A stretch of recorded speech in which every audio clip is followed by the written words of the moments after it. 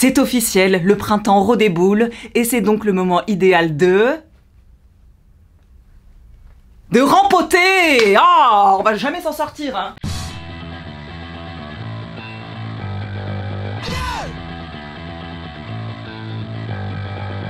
Le principe du rempotage, c'est de transplanter une plante en pot dans un autre pot, souvent plus grand, et avec une nouvelle terre. Voilà, merci, bisous, bonne journée.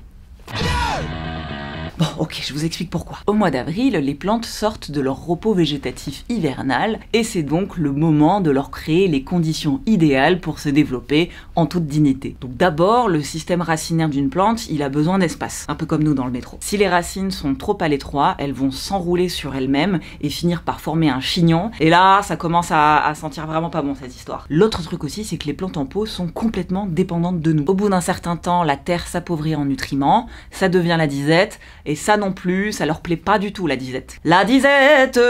Bon alors, il n'y a pas que le mois d'avril, hein. On peut aussi décider de rempoter une plante en urgence, si jamais on a par exemple la présence de mouches de terreau, ou alors qu'on commence à avoir des racines qui pourrissent à cause d'un excès d'arrosage. Dans ces cas-là, c'est parti, opération gogo le rempopo. On prend un pot plus grand en terre cuite, de préférence, toujours percé, dont on va tapisser le fond d'une couche de drainage. Ensuite, on sort délicatement la plante en pressant son pot pour décoller la motte des parois. Vous y allez mollo, hein, ça se voit pas mais elle est en stress là. Démêlez-moi ce petit chignon, délicatement toujours, en enlevant le vieux terreau, voire vous pouvez couper l'extrémité des plus grosses racines pour qu'elles donnent naissance à des radicelles qui vous absorberont plus facilement l'eau et les nutriments. Maintenez votre plante droite au centre du pot et ajoutez du nouveau terreau tout frais et bien riche tout autour de la plante, en tassant au fur et à mesure pour permettre à la plante d'être stable et bien enracinée. On arrose généreusement et voilà. Bon, vous pouvez la laisser tranquille maintenant. L'engrais, on pourra venir en rajouter d'ici 2-3 mois. Quant au rempotage, quand il s'agit de plantes d'intérieur, on peut vraiment attendre 2-3 ans sans problème.